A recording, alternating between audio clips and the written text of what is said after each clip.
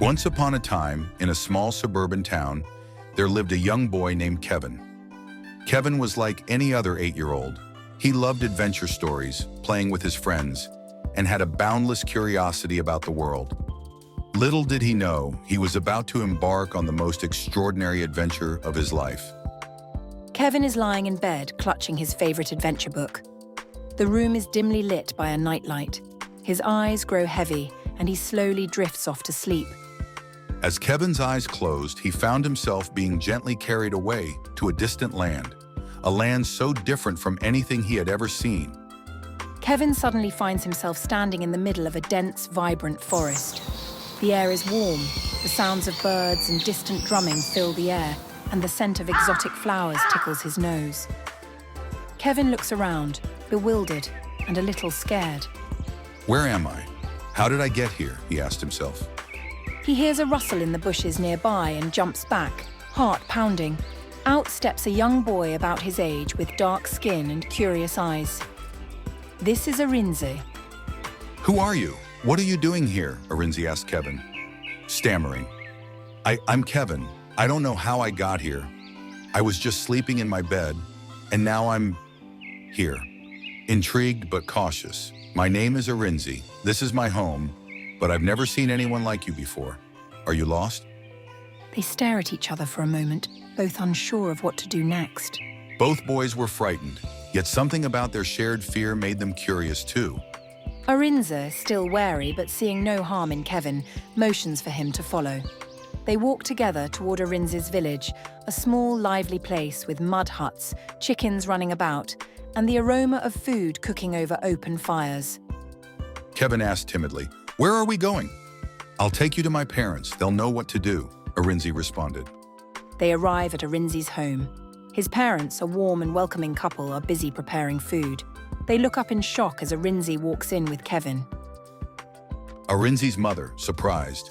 "Arinze, who is this? Where did you find him?" "He was in the forest, Mama."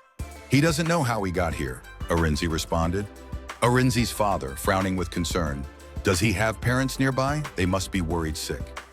Kevin, feeling suddenly overwhelmed, tries to explain. "I think I'm lost.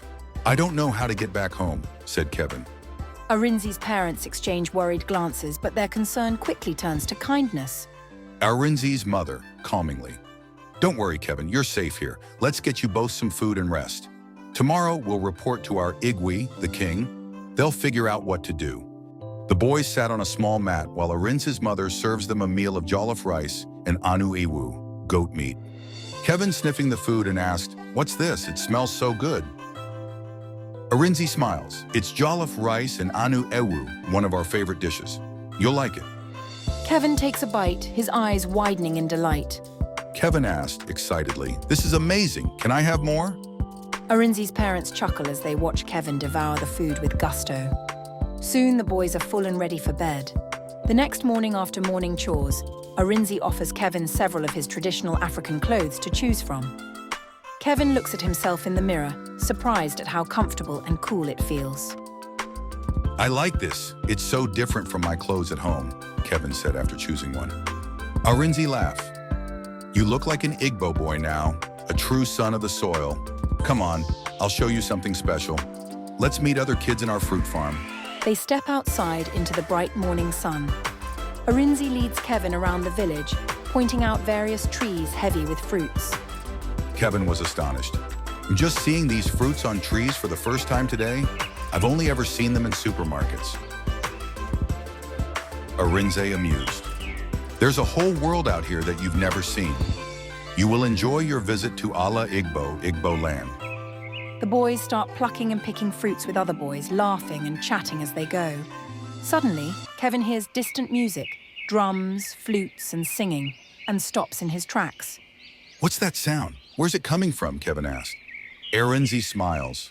"That's from the village square. There's a festival today. We can go see the masquerades after we're done here." The boys finish picking fruits and head back home to eat. Kevin is bubbling with excitement about the festival. Just as they're about to leave for the village square, Kevin feels a strange sensation in his feet. Kevin screamed, "Ooh, my feet, they're shaking." Suddenly, everything around Kevin begins to blur. He hears a distant voice calling his name. Kevin jolts awake to find his mother gently shaking him. Kevin's mother said softly, "Kevin, wake up, it's time for school." Kevin sitting up, dazed. "No, Mom, not now. I was just about to see the masquerade with Arinze." Kevin's mother laughing, "Who's Arinze and what masquerade?" Kevin rubs his eyes, realizing it was all a dream. He looks up at his mother with a mixture of disappointment and wonder. Kevin whining, "It felt so real, Mom. I was in Africa and I made a friend. I was going to see something amazing." Kevin's mother chuckling, "Sounds like you had quite the adventure in your dreams, but now it's time for school. Maybe you can meet your friend again tonight." And so Kevin's journey had just begun. Little did he know, there were many more wonders and adventures waiting for him in the land of dreams.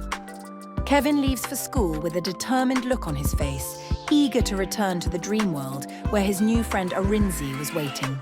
As Kevin got ready for school, he couldn't stop thinking about Arinze and the magical world he had visited. He made a plan. Tonight, after school, he would go back to sleep as soon as he could. His adventure was far from over.